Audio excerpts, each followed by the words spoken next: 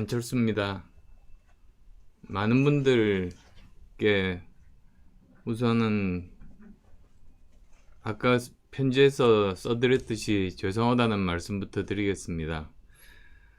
그리고 또 해외에서 그 먼 길을 찾아서 저에게 투표해 주셨던 분들, 그리고 또 제 딸도 해외에서 제게 투표를 했었습니다.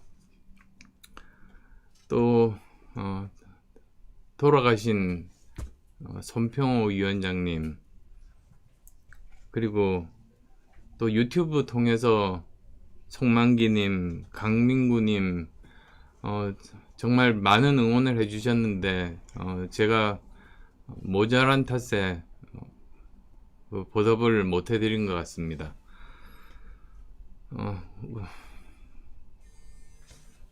우선 제게 보내주신 여러분들의 말씀들 중에서 제가 그 말씀을 보고 굉장히 마음이 아팠습니다. 제가 간략하게 읽어 드릴게요. 주위에 안철수 찍으라고 정말 열심히 홍보해 주셨던 분들 정말 멍해졌다고 말씀해 주셨고요. 그리고 오늘 손편지 제가 사실 오전 내내 썼습니다. 오전 내내 아마도 거의 열 몇 장 정도 쓰고 찢어버리고 그래서 오전 내내 써서 점심 조금 지나서 올린 편지입니다만 그 편지 부족하다고 말씀을 해주셨어요. 또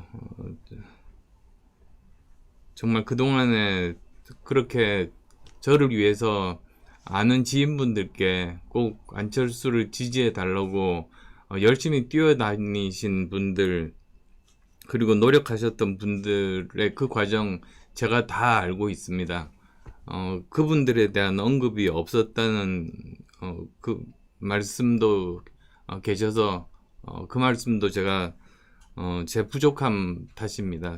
겸허하게 받아들이겠습니다. 그리고 정말 순수하게 지지해 주신 분들께 저는 처음 정치를 시작했을 때 그 초심 정말 변함없다는 말씀, 그걸로 어떤 유료가 되겠습니까만은 저는 처음 정치 시작한 이유가 너무나 사회적으로 어려운 분들, 우리가 따뜻하게 보듬어 안는 그런 사회가 되어야지만 된다. 좀 더 우리 국민들이 행복하게 살면 좋겠다. 그 순수한 마음으로 시작했습니다. 그리고 10년이 지났습니다만 이게 그렇게 어려울 줄은 처음 시작할 때 생각을 못 했었던 것 같습니다. 그렇지만 제가 또 10년을 버틴 이유가 되기도 했습니다.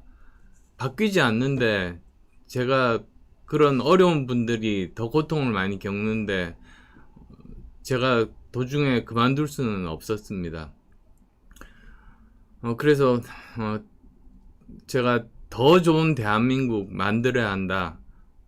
모두 함께 행복한 대한민국 만들어야 한다고 선거 내내 말씀드리고 TV 토론 시간에도 말씀을 드리고 했었던 그 이유도 그게 바로 또 제가 정치하는 그런 이유였었습니다.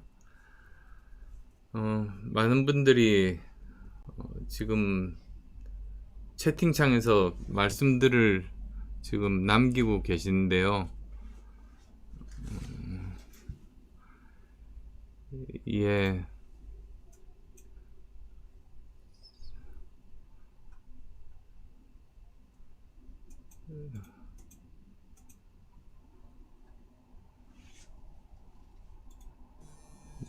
너무 빨리 움직여서 제가 잠깐 조정을 좀 해봐야겠습니다.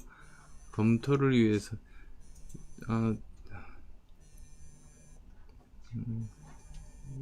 검토를 위해서 힘내라고 말씀드린 분 감사드리고, 그리고 또 비판의 말씀들 제가 제대로 마음에 새기겠습니다.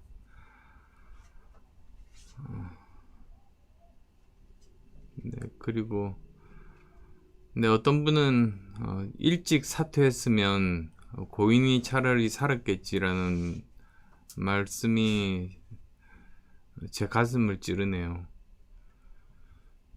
실망하지 않고 계속 지지해 주시겠다는 분 감사드리고요.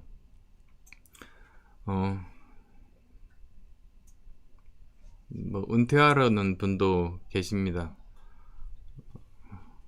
그리고 누굴 찍어야 하는지 모르겠다. 진짜 협박 당한 거 아닌가. 그런 말은 전부 가짜뉴스란 말씀드립니다. 제가 협박 당할 일이 어디 있겠습니까?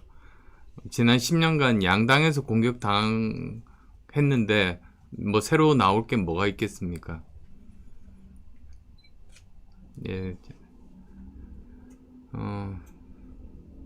정계 은퇴하라는 분도 계시고요.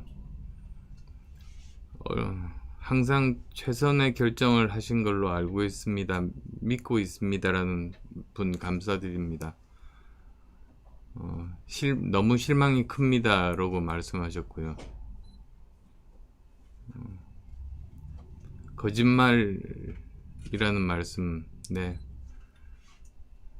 10년을 지지했는데 단일화 때 너무 속상하다고 하시는 임영국님, 그리고 방맹이 깎던 노인님은 똑같은 기득권 정치 세력들이다, 3당의 중심으로 남아달라고 하신 분도 계셨고요.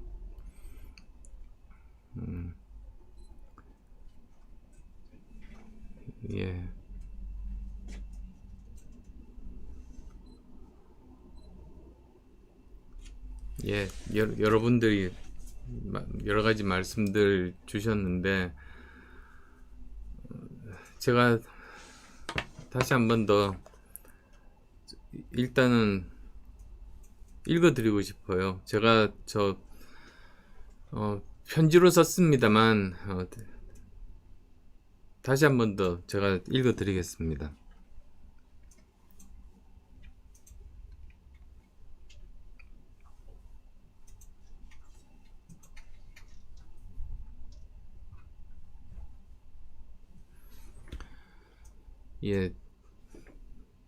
제 완주를 바라셨을 소중한 분들, 그리고 저를 지지해 주시고 사랑해 주신 분들께 진심으로 죄송한 말씀 전합니다. 먼저 부족한 저에게 무한한 사랑과 끝없는 지지를 보내주신 여러분께 진심으로 깊은 감사의 말씀 드립니다. 저는 이번 후보 단일화 결과를 통해서 많은 분들께 큰 아쉬움과 실망을 안겨드렸다는 점 잘 알고 있기에 제 솔직한 심정을 말씀드리고자 합니다. 많은 국민들이 정권 교체의 열망을 가지고 계십니다. 또 동시에 제가 제 길을 가기를 바라는 많은 지지자분들이 계십니다. 특히 제 독자 완주를 바라셨던 분들이 실망하는 모습을 생각하면 마음이 무겁습니다. 그렇지만 이것만은 분명하게 말씀드리고 싶습니다. 단일화가 안 된 상태에서 자칫하면 그동안 여러분과 제가 함께 주장했었던 정권교체가 되지 못하는 상황만은 막아야 한다고 생각했습니다. 저는 사회적인 약자를 따뜻하게 품기 위해서, 세상을 바꾸기 위해서 정치를 시작했습니다.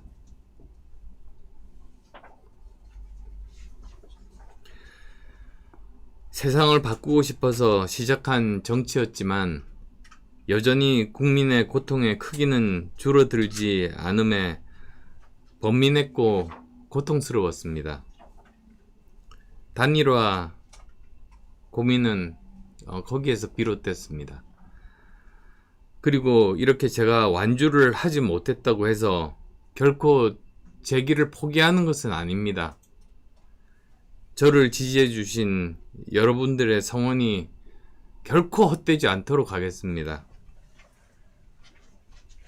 여러분들이 정말로 바라시는 것이 더 좋은 대한민국, 모두 함께 행복한 대한민국, 그리고 우리 아이들이 더 잘 사는 대한민국 만드는 것 아닙니까? 그것을 반드시 제 모든 것을 바쳐서 해내겠습니다. 그리고 저를 지지해 주시고 사랑해 주신 성원을 잊지 않고 더 좋은 대한민국 만들기 위해서 제 모든 것을 바치고 혼신의 힘을 다하겠습니다. 여러분들이야말로 그동안 나라를 걱정하고 좋은 세상을 만들기 위해서 저를 지지해 주셨던 분들입니다. 그렇기에 저의 송구함과 죄송함은 더욱더 큽니다. 저는 분명하게 약속드리겠습니다. 저는 지금까지 여러분들과 손잡고 함께 걸어온 길을 초심을 잃지 않고 계속 함께 걷고 싶습니다. 저를 지지해 주시고 사랑해 주신 분들이 꿈꾸는 나라, 더 좋은 대한민국을 만드는 일 결코 포기하지 않겠습니다. 우리 국민들의 더 나은 삶, 더 행복한 삶을 위해서 헌신하겠습니다. 이 편지가 제가 써서 인터넷에 올렸던 편지의 내용입니다. 그 마음 정말 진심을 담아서 전달해 드립니다. 제가 제일 마음이 아팠던 말씀이 그 말씀입니다. 정치인의 말을 믿으면 안 되는 건데 내가 왜 믿었었나, 그런 후회가 든다는 분 말씀이 제 가슴을 찔렀습니다. 약속을 지키기 위해서 정말로 노력했습니다. 그리고 한쪽으로는 사실 정권 교체라는 것이 더 좋은 대한민국을 위한 과정이자 수단 아니겠습니까? 그래서 저는 더 좋은 대한민국을 만들 수 있는 사람을 선택해 달라고 호소했습니다만 제가 부족해서 선거 일주일을 앞두고도 많은 분들을 설득을 시키지 못했던 것 같습니다. 오히려 정권 교체 자체의 열망이 훨씬 더 컸었던 것 같습니다. 그 한계를 뛰어넘지 못한 게 제가 부족한 탓이라는 것 말씀드립니다. 여기 저 사실 찾아오신 지지자분들이 두 분이 계십니다. 그래서 우선 저 이렇게 채팅창을 통해서 온라인을 통해서 만나 뵙는 분들도 계십니다만 직접 찾아오신 분이 두 분이 계셔서 두 분 모시고 또 그분들의 10년간 지지자분들이십니다. 두 분 다 진솔한 그 말씀들 들으려고 합니다. 저 좀 불러주시면 좋겠습니다.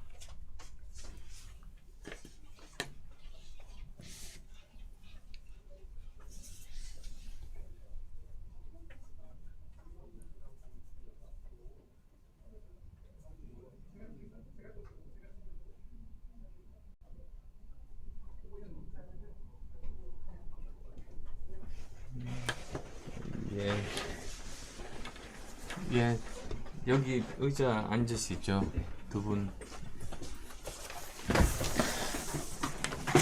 여기 이쪽 가까이 오십시오. 예, 중앙으로 오십시오.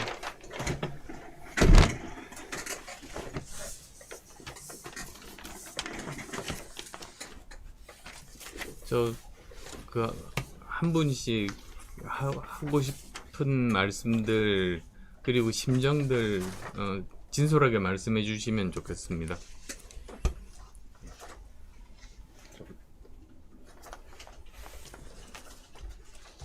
예, 안녕하세요. 저는 안철수 대표님의 그 열혈 지지자 이지혁이라고 합니다. 제가 처음에 안철수 대표님을 지지했던 이유가 2012년 SBS 이경규 한혜진의 힐링캠프 안철수 편을 보고 다른 정치인들은 국민에 대한 공감을 전혀 하지 않고 과거만 보고 앞으로 나아가지 않는데 안철수라는 정치인은 국민의 아픔을 공감할 줄 알고 미래 비전을 제시하는 아주 멋있는 사람이라는 것을 제가 깨닫고 서점에 들리게 됐어요. 그래서 안철수의 생각이라는 책을 읽고 안철수의 가치와 철학에 감명을 받게 되었습니다. 그래서 그 이후부터 계속 쭉 지지를 하게 되었고 현재도 지지하고 있고 저는 변함없이 안철수 대표님을 존경합니다. 그리고 이번 단일화 선언에 대해서 제 솔직한 심정을 말씀드리자면은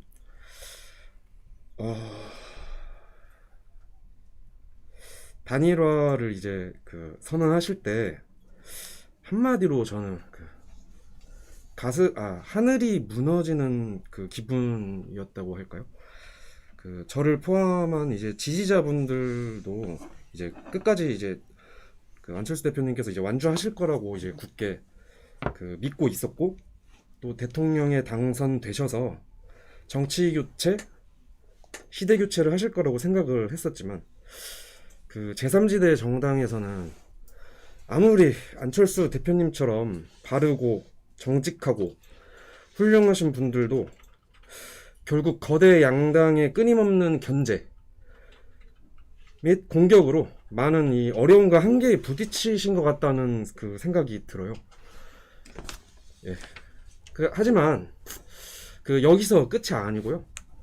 국민의힘하고 이제 합당을 해서 정치 제도를 바꾸고 부패한 기득권 세력들을 몰아내서 실용 중도 정치를 실현할 수 있는 바르고 정직하고 깨끗한 정당으로 우리 안철수 대표님께서 탈바꿈 시켜주실 거라고 저는 굳게 믿고 계속 지지할 생각입니다. 그리고 또 말씀드릴게요. 정치인 안철수를 예. 네, 대전에서 올라왔고요. 단일화 발표 전날까지 선거 유세하면서 기호 4번 안철수를 외쳤던 이향순입니다.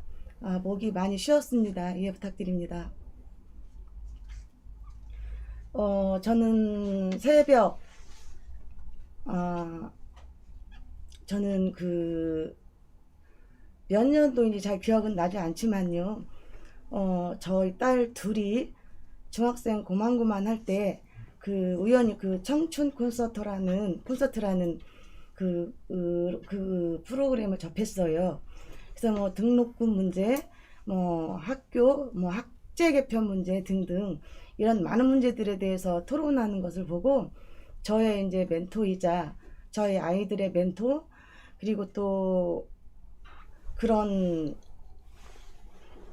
그때부터 계속 관심을 가지면서 고개를 끄덕여가면서 지지를 하기 시작했고 존경을 했었던 것 같습니다.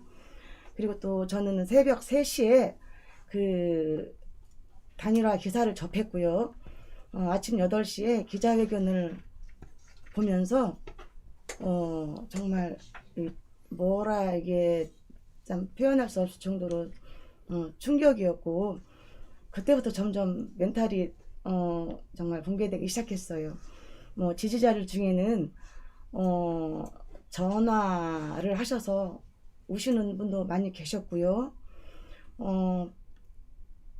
안 대표님 TV 그 모니터의 화면에 얼굴이 나오면 눈물이 나와서 얼굴을 돌린다는 분도 계셨어요. 화면을.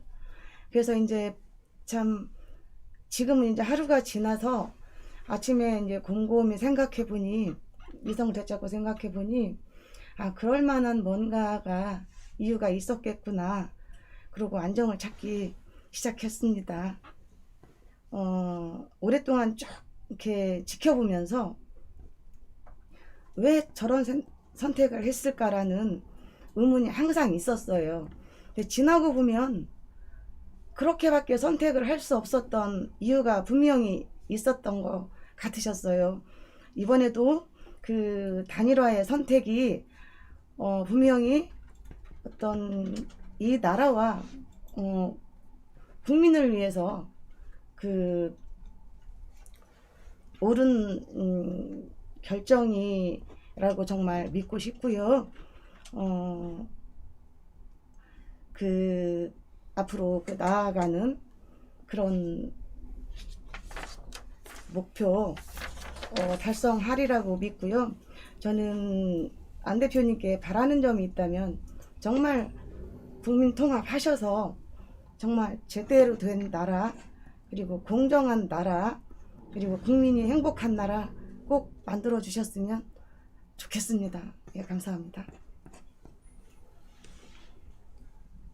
또 혹시 해주실 말씀들 아니면 저한테 질문하실 사항들 있으시면 말씀해 주십시오.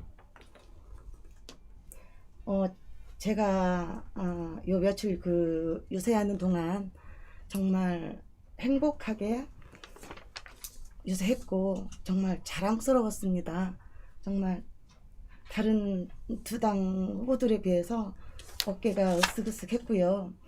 근데 이제 선거운동할 때 우리 피켓 도구로 사용한 안철수는 깨끗합니다라는 그 사진에 흙탕물 2개와 깨끗한 물 1개가 있었어요. 근데 그 우리가 이제 그 2개의 컵 속에는 흙탕물이 들어 있었는데 이 두 당을 표현하는 그 흙탕물 속에서 지금 국민의힘과 단일화를 하셨는데 그 흙탕물을 어떻게 정화시키면서 나가실 수 있을까라는 걱정이 앞섭니다. 일단 어떤 방법으로 극복을 하실 건지 거기에 대한 한 말씀 듣고 싶습니다.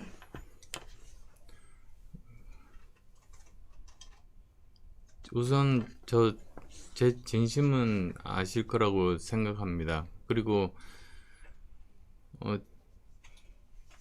저는 지금 세계적으로 우리나라가 가장 고통을 겪고 있는 게 양극화가 10년 전 제가 처음 정치 시작할 때보다 훨씬 더 심하지 않습니까? 그래서 어떤 정치 세력이건 또는 어떤 정당이건 고통을 겪는 사회적 약자분들을 따뜻하게 품어 안지 못하는 정당은 앞으로 국민들의 지지를 받을 수 없다고 생각합니다. 그래서 저는 그런 일을 하려고 지난 10년 동안 계속 노력해 왔습니다. 그리고 여러 가지 뭐 김영란법이라든지 여러 가지 행동을 통해서, 그리고 또 코로나19 사태 때 직접 가서 몸으로 봉사하면서 저는 행동으로 보여드렸었다고 그렇게 생각합니다. 그래서 이제는 제가 좀 정리가 안 돼서 말씀을 드립니다만, 이제는 어떤 정당이든지 사회적인 약자분들, 고통받는 분들 따뜻하게 품어 안지 않는 정치 세력은 국민의 선택을 받지 못할 것이다. 그건 저한테도 해당되는 얘기이기도 합니다. 그리고 제가 앞으로 계속 정치를 계속 한다면 그 일을 저는 제일 중심에 두고 여전히 하겠다는 약속은 정말 이 자리를 통해서도 드릴 수 있습니다.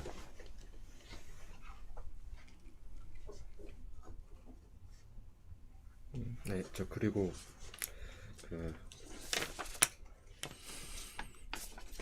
제가 그 안철수 대표님한테 바라는 게 한 가지가 있다면은 그 우선 그 안철수 대표님을 지지하고 응원했던 그 슬픔에 빠져 있는 그 지지자분들이 많으시잖아요. 이제 그분들의 그 마음을 그 이제 위로해 주셨으면 좋겠고, 그 반드시 국민 통합 정부를 만들어 주십시오. 그리고 여기서 끝이 아니고 그 지금부터가 그 안철수의 정치가 시작되는 시점이니까, 그 의사 출신이시잖아요. 의사 출신으로서 그 대한민국 정치에 메스를 이렇게 대는 심정으로 그 대수술, 대혁신을 통해서 대한민국을 반드시 살려주셨으면 좋겠고요. 그 5년 후에 이제 2027 대선이 있잖아요. 그 꼭 이제 역전 만루 홈런을 치셔서 그 제21대 대통령 당선이 되셨으면은 저는 너무 좋을 것 같아요. 두 분 감사합니다. 또 하실 말씀이 지금도 있으시면. 네. 지지자들은 그 충격과 그 허탈감에서 아직도 헤어나지 못하신 분도 계세요. 그분들에게 좀 전달하고 싶으신 말씀이 좀 있으시다면 이 시간을 통해서 좀 해주시는 것도 괜찮을 거라고 봅니다. 예.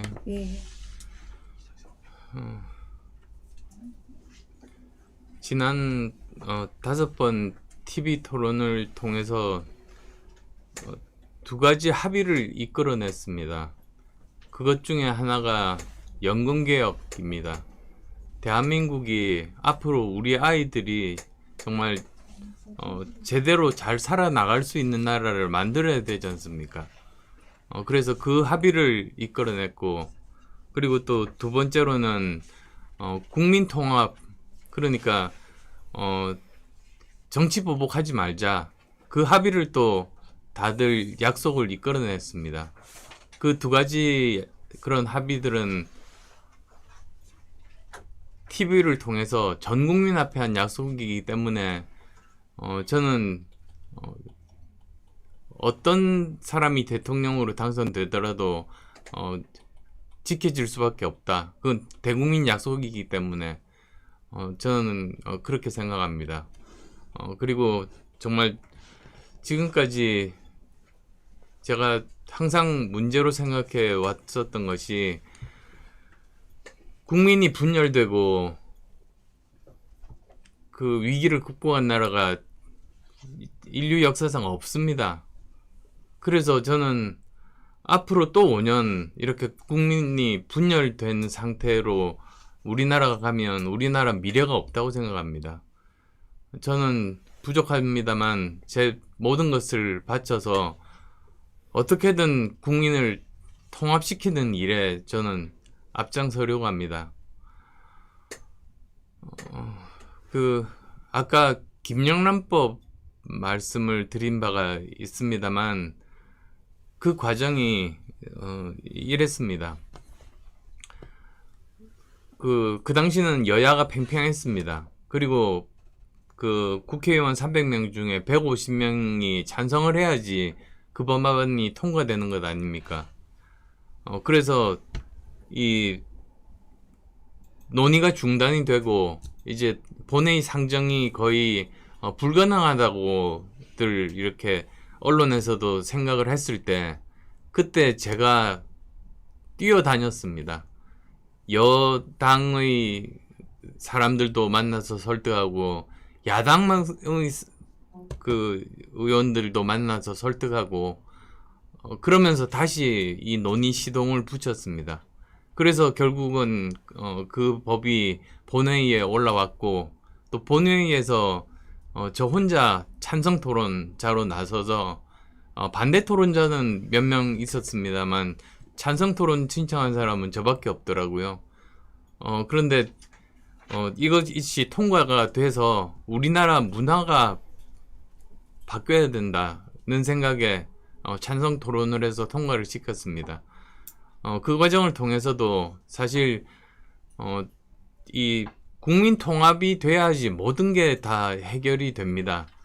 그거는 저 사실 교육개혁 같은 아주 장기적인 과제도 마찬가지고 연금개혁 같은 장기적인 과제들, 그 다음에 앞으로 매년 정말 아직도 극복하지 못한 코로나19 문제, 이런 것들 다 보면 국민이 통합되지 않으면, 국민이 갈라져 있으면 해결하기 너무나 어려운 문제들입니다. 그리고 또 특히 지금 청년들의 일자리 문제, 주거 문제, 이런 문제도 해결하려면 결국은 계속 이렇게 나눠져 있어 가지고는 해결이 안 되는 문제들인데, 지금 거대 양당 이런 저 시스템 아닙니까? 우리나라 정치 제도가 제가 중재 역할을 하려고 합니다. 그래서 정말 국민에게 필요한 법들 제대로 통과시키고, 또 행정부도 그걸 제대로 바로잡을 수 있도록 설득하고, 그리고 또 무엇보다도 부정부패에 대해서 정말로 단호하게, 저는 저 원 스트라이크 아웃으로 퇴출시켜야 된다고 봅니다.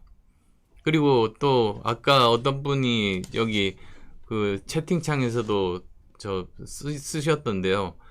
저 협박 당한 적 없습니다. 뭐 어떤 분은 뭐 저에 대한 소문을 터뜨리겠다고 협박을 해서 제가 뭐 단일화를 했다고 이렇게 또 말씀하시는 분들이 계신 것 같은데, 전혀 사실이 아닙니다.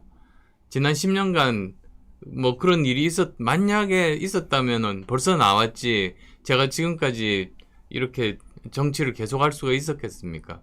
그래서 그것은 정말로 믿어주셔도 된다는 말씀 드리고 싶습니다.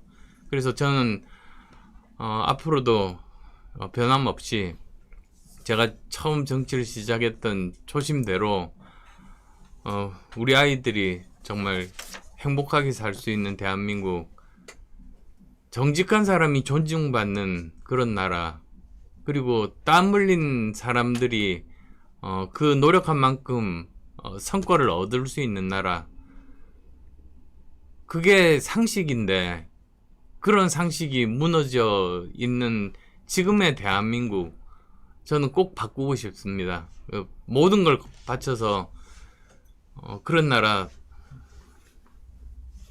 부조리 다 고치고 정말 반칙 특권 없는 나라 꼭 만들겠습니다. 더 해주실 말씀들 없으시면 이제 그만. 오늘 한 말씀만 더 네, 드리면요. 지금까지 안철수 대표님을 지지하신 분들께 우리가 3년 전에 했던 어떤 행동들이 지금의 결과라면, 지금이 앞으로 3년, 4년의 결과들이 아마 5년 후에 나타날 거라고 분명히 믿고요. 지금까지 지지해 주셨던 분들, 많은 분들 끝까지 믿고 함께 지시 같이 해주셨으면 정말 좋겠습니다. 한번 믿어봅시다. 네, 대표님 감사합니다. 네, 감사합니다. 네, 감사합니다. 네. 예. 예, 또 하실 말씀 있으세요? 예, 해주실 말씀. 단일화 했다고 해서 이제 끝난 게 아니잖아요. 안철수 이제 대표님께서 이제 정치 대개혁을 하시기 위해서 이제 국민의힘하고 이제 단일화도 한 거고 합당도 하신 거니까, 지지해 주셨던 분들께서는 끝까지 안철수 후보님을 믿어주셨으면 좋겠고, 끝까지 안철수 대표님이 정치를 이어나가실 수 있게 많은 응원해 주셨으면 너무 감사하겠습니다. 예. 예, 말씀 감사합니다. 예.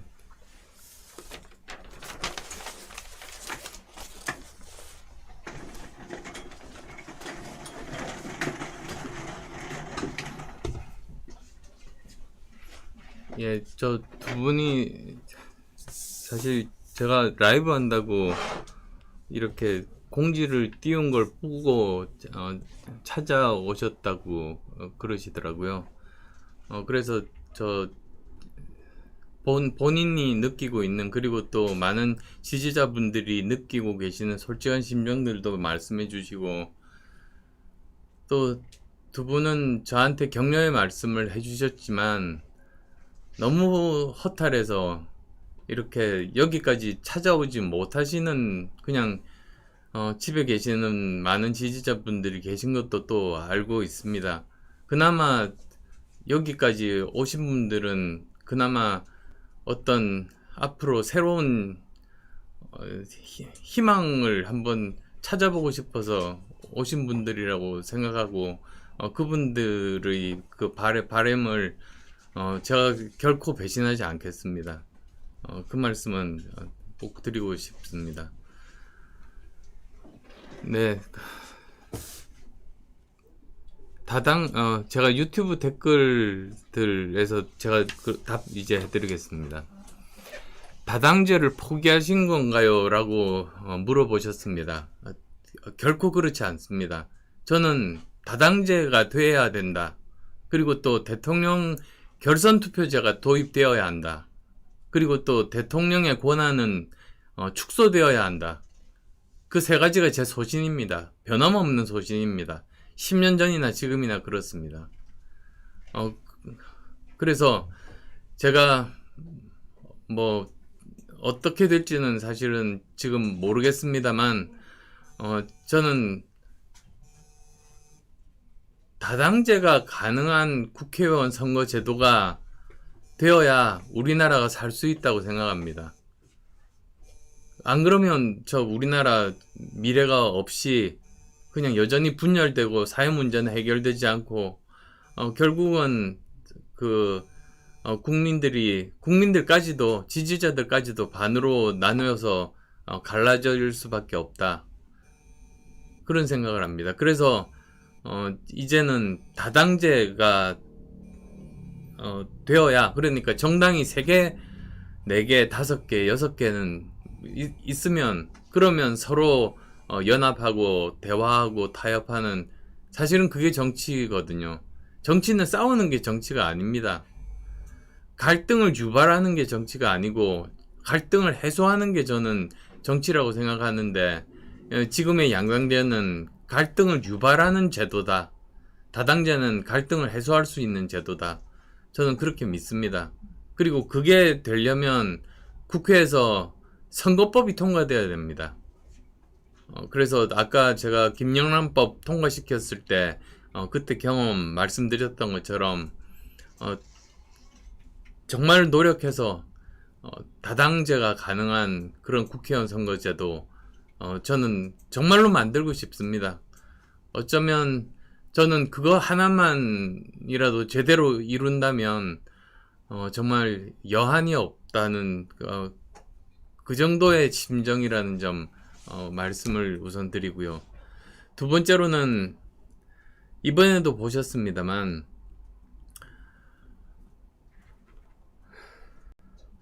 대선에서, 대통령 선거에서 지금 전 세계적으로 대통령제를 채택한 나라가 많이 있습니다.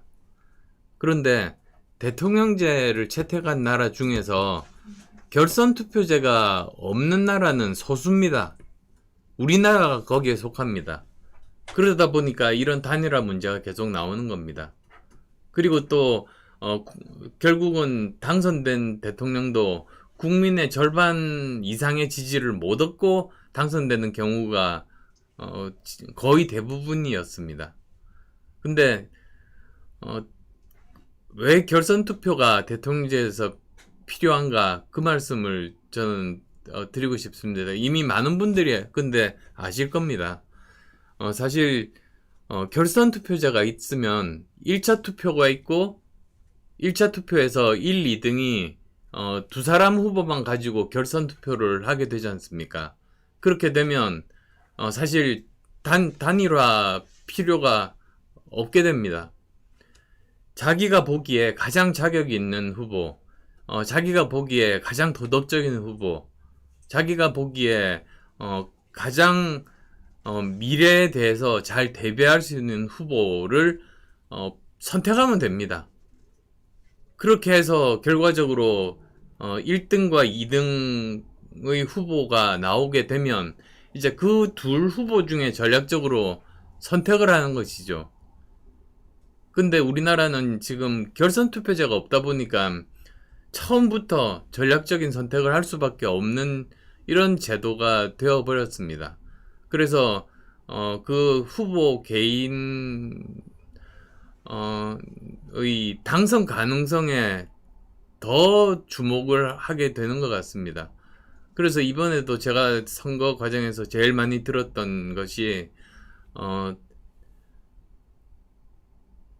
저 후보만은 돼서는 안 되겠다. 그러면 저 후보를 제외하고 당선 가능성이 높은 사람은 누구냐? 그게 판단 기준이었다고 합니다. 그래서 결국은 저도 이제 그 벽을 넘지 못했죠. 제 역량이 부족한 탓입니다. 그런데 이제 정말 저 경향신문에서 저 컬럼을 봤습니다.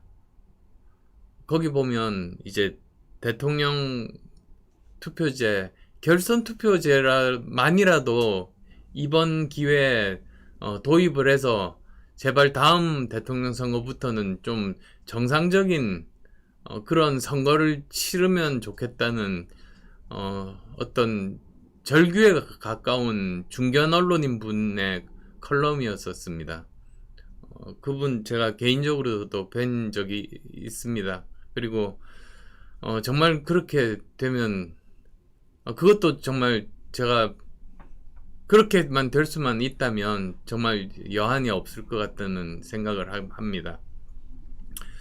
그리고 또 세 번째로 제가 정말로 이루고 싶은 게 지금 대통령 중에서 사실 본인이나 본인 가족이 감옥에 가거나 또는 극단적인 선택을 하거나 또는 해외에서 돌아가시거나 한 분들밖에 없습니다. 계속 이런 불행이 반복되는 것이 결국은 대통령에게 권한이 완전히 집중이 되고 아무도 견제를 못하기 때문에 이런 불행한 사태가 생기는 겁니다. 인간은 약한 존재 아닙니까? 인간은 약한 존재이기 때문에 결국은 그렇게 되다 보면 그 견제가 안 되면 결국은 뭐라고 표현을 하면 될까요? 결국은 자기가 뭘 잘못하고 있는지를 모르게 되는 거죠. 그러면서 불행한 최후를 맞이하게 되는 것 같습니다. 그런데 예를 들면 미국의 대통령은 왜 제왕적인 대통령이라고 부르지 않는가? 그걸 제가 지난번 아마 TV 토론에서 제가 물어보면서 제가 설명을 했었죠. 그래서 아마 TV 토론을 보신 분들은 그때 이제 아셨을 겁니다. 그러니까 미국의 대통령을 제왕적인 대통령이라고 부르지 않는 이유가 미국의 대통령은 행정부의 수장입니다. 그러니까 바이든 정부라는 표현보다도 바이든 행정부라고 합니다. 행정 권력을 갖고 있는 수장인 거죠. 그리고 또 견제를 상원, 하원 이런 두 개의 양원에서 견제를 하고 막강한 주지사들이 견제를 합니다. 그러니까 혼자서 마음대로 못하는 거죠. 그래서 이 대통령이 미국에서는 대통령에 당선이 돼도 의원들 일일이 설득하고 주지사 일일이 설득하고 그게 정치거든요. 그러면서 이렇게 뭐라고 합니까? 자기가 틀린 생각을 하는 것들이 바로 잡혀집니다. 교정이 됩니다. 근데 우리나라는 그렇지가 않은 이유가 일단은 견제가 없습니다. 국회나 사법부도 사실상 대통령 미칩니다. 우리나라는 저는 상권 분립 제도가 아니라고 생각합니다. 오히려 그냥 대통령이 중심에 우뚝 서 있어서 모든 부처나 심지어 입법부, 사법부까지도 그 밑에 있는, 사실상 대통령의 영향력 아래에 있는 그런 상황인 거죠. 거기다가 가지고 있는 그렇게 견제가 안 되는 데다가 가지고 있는 권력이 미국의 그런 행정 권력뿐만 아니라 보십시오. 인사권을 가지고 있습니다. 그게 무슨 뜻이냐면 미국에서는 의회에서 통과가 안 되면 대통령도 장관을 임명 못 합니다. 그런데 한국은 할 수 있잖아요. 그러니까 절대적인 인사권을 가지고 있는 겁니다. 그 다음에 또 예산권도 가지고 있습니다. 우리는 미국 같은 계속 미국 예를 들어서 죄송합니다만 제일 많이 아실 것 같아서 그래서 예를 미국을 듭니다. 거기서는 예산을 그 의회에서 짭니다. 근데 한국은 행정부에서 짭니다. 그러니까 예산권도 지금 대통령이 가지고 있는 겁니다. 그 다음에 감사원도 행정부 소속입니다. 미국은 의회 소속이고 또 다른 나라 같은 경우는 또 독립기관인 나라도 있고 그렇습니다. 거기다가 입법권까지 있습니다. 그러니까 사실은 입법부만, 국회만 법을 만들어야 되고 미국 같은 나라는 그렇게 돼 있는데 한국은 행정부도 입법권이 있습니다. 그러니까 지금 정리해서 말씀드리자면 한국의 대통령은 행정 권력뿐만 아니라 인사권, 예산권, 그리고 감사권, 입법권까지 다 가지고 있는, 이러니까 결국은 자기의 잘못된 생각이나 판단이 교정을 할 아무런 그 대상들이 없는 것이죠. 그게 대통령들을 불행하게 만들었다고 생각합니다. 그래서 저는 이건 개헌이 필요한 사항입니다. 이 개헌을 하지 않으면 이런 권한들을 축소를 못 시키거든요. 그래서 저는 원포인트 개헌, 사실 지금까지 87년 이래 지금 얼마나 오랜 세월이 지났습니까? 거의 한 30년도 넘게 33년이 지났습니까? 개헌을 못 하고 있지 않습니까? 근데 그 이유가 고칠 부분이 굉장히 많거든요. 그리고 또 이견이 많거든요. 그러다 보니까 이걸 다 담으려고 하다 보면 이게 개헌이 안 되는 겁니다. 그래서 저는 원포인트 개헌을 통해서 권력 구조만이라도 바꿔서 이제 더 이상 그 불행한 대통령, 그러니까 사실 견제를 안 받고 권한이 집중돼 있으니까 자기가 뭘 잘못한지 모르는 이런 대통령 제도를 바꾸는 것이 그게 옳다. 그리고 또 그 결선 투표제를 도입해서 대통령을 뽑아야 된다. 또한 이제 개헌 사항은 아닙니다만 입법부에서 법을 통해서, 선거법을 통해서 국회의원 선거제도 바꿔야 된다. 그건 제 소신이 변함없다는 점 말씀드립니다. 제가 죄송합니다. 좀 너무 한 질문에 대해서 길게 말씀을 드린 것 같습니다. 또 다른 분이 말씀하시네요. 예, 강의가 아니라 사과와 단일화를 할 수밖에 없었던 이유, 왜 매번 단일화하는지 얘기해 주세요 라고 하셨습니다. 제가 앞에서도 편지로도 말씀드렸듯이 사과를 드립니다. 그리고 사과를 드렸고 또 매번 단일화한 건 아닙니다. 제가 단일화한 것은 바로 직전 서울시장 선거 때, 그리고 이번 두 번입니다. 그 전에 보시면은 2018년 지방선거 때도 끝까지 완주했고 2017년 대선 때도 끝까지 완주했고 2016년 총선도 끝까지 완주했고 2013년 국회의원 그 보궐선거 때도 끝까지 완주했습니다. 그래서 제가 매번 중간에 사퇴를 하거나 매번 단일화를 했다는 것 자체가 그게 사실과 다르다는 점 말씀드립니다. 물론 그게 이번에 상처받으신 분들에 대한 사과의 말씀이 될 수는 없습니다. 그래서 우선은 사실만 짚어드리고자 이렇게 말씀드렸고, 이번에 상처받은 분들께 사과드린다는 그 편지를 올린 이유가 그랬다는 점 말씀드리겠습니다. 또 마크롱을 기대했는데 현실은 정당의 힘을 무시할 수가 없더군요 라고 하셨습니다. 네, 저도 프랑스와 같은 기적을 기대하면서 이번에 대선에 출마했습니다. 그런데 뭐 제가 모자란 탓 아니겠습니까? 그래서 마크롱을 꿈꾸고, 그러면 우리나라 정치를 완전히 바꿀 수 있다고 생각해서 정치를 바꾸기 위해서 뛰어들었습니다만, 죄송하게도 이렇게 지금의 상황에 이르게 된 겁니다. 예, 또 다른 분은 선거제도 개편 등 정치 활동으로 지금의 비판점들을 감수할 만한 선택이었음을 입증해 주시기를 끝까지 지켜보겠습니다 하셨습니다. 네, 그렇습니다.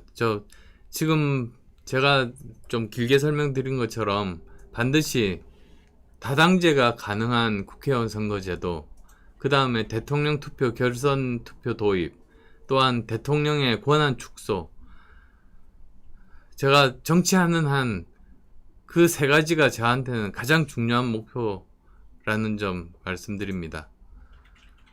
그리고 또 힘내세요. 본인이 끝까지 정치해야 합니다.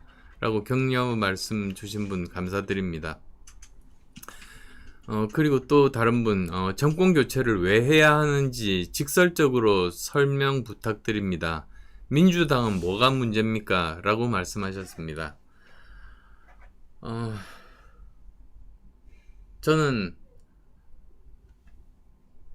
이렇게 생각합니다. 지금까지 10년 주기가 있었습니다. 그래서 한 정당이 집권하게 되면 2번 정도는 한 정당이 집권하고 그 다음에 다시 또 집권했지 않습니까? 근데 이번에는 만약에 정권 교체가 된다면 5년 만에 되는 겁니다. 대한민국 역사상 처음 있는 일이 생기게 되는 겁니다. 저는 정말 제대로 잘 못하는 정부라고 한다면 5년 만에도 정권 교체가 될 수 있다는 그 사례에 남는 것도 대한민국 민주주의 발전이라고 생각합니다. 그래서 정권 교체를 제가 외쳤던 것입니다. 그래서 만약에 이번에 정권 교체가 된다면 앞으로 모든 정당들이 뭐 한번 집권하면 10년은 하겠지라고 생각하는 것이 아니라 이번에 잘 못하면 언제든지 매번 정권이 바뀔 수 있다고 정말 긴장감을 가지었으면 좋겠습니다. 정치가 국민을 무서워해야 되는 거 아닙니까? 저는 그런 의미에서 정권 교체를 말씀드렸었습니다. 예, 그리고 또 김 KJ님이 단일화 이후에 부정부패 감시와 거대 양당 간의 마찰 조정에 대해 구체적인 비전이 있으신가요? 라고 말씀하셨습니다. 부정부패 감시는 저는 정말 제도적으로 저는 가능하다고 생각합니다.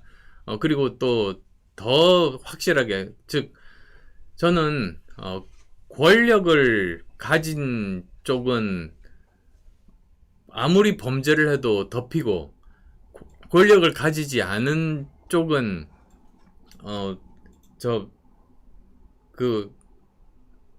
뭐라고 합니까? 유권 무죄, 유권 무죄, 무권 유죄, 그런 말 있지 않습니까? 권력을 가지고 있으면 그냥 다 덮이는, 저는 이건 비정상이라고 생각합니다. 저는 제가 어떤 위치에 있든 반드시 법 앞에는 만인이 평등하고 권력을 갖고 있더라도 잘못했으면 처벌받아야 된다. 저는 그거 또 역시 제가 가진 소신이라는 점 밝혀드립니다. 그리고 또 어떻게 저 거대 양당 간의 그런 이해를 조정하겠냐고 말씀하셨습니다만, 저는 민주당에도 아는 의원들 많습니다. 그리고 국민의힘에도 아는 의원들 많습니다. 제가 나서서 열심히 그런 중재 역할들 하겠습니다. 제가 정치 경력은 10년입니다만, 대한민국 정치 지난 10년간 모든 정치의 중심 현장에 있었기 때문에 이분들을 같은 정치 경력의 그 정치인들보다도 훨씬 더 아는 분들도 많고 대화도 한 분들이 많습니다. 그래서 그분들 설득을 해서 제대로 된 중재안들 만들고 정말 국민들을 위한 문제 해결의 정치가 되고 실용 정치가 될 수 있도록 하는 것도 또 역시 제 소신임을 말씀을 드리겠습니다. 예, 그리고 이제 앨리스님, 안철수 후보님 뜻에 따라 윤석열 후보님을 지지했을 때 국민의힘을 바꿀 수 있다는 확실한 근거가 있나요? 라고 말씀하셨습니다. 제 모든 것을 바쳐서 노력하겠습니다. 저는 이제는 국민을 무서워하지 않는 정부나 정당은 심판받는다고 생각합니다. 그리고 그렇게 만들겠습니다, 제가. 그리고 언제나 약한 소외받고 힘든 분들 옆에 있겠습니다. 그건 제가 지금까지 살아온 길을 이렇게 보시면은 그것에 대해서는 전 믿어 주시기 바랍니다. 네, 이만 이제 아마도 충분하지 않으실 겁니다. 그렇지만 지금까지 정치인 안철수 믿어주시고 사랑해주신 많은 지지자분들께 다시 한 번 더 감사하다는 말씀 드립니다. 그리고 제가 절대로 초심 잃지 않고 더 좋은 대한민국 만드는데 제 모든 것을 바치겠다는 말씀 드리면서 방송 마무리하겠습니다. 그리고 또 다른 기회 다시 또 찾아뵙겠습니다. 고맙습니다.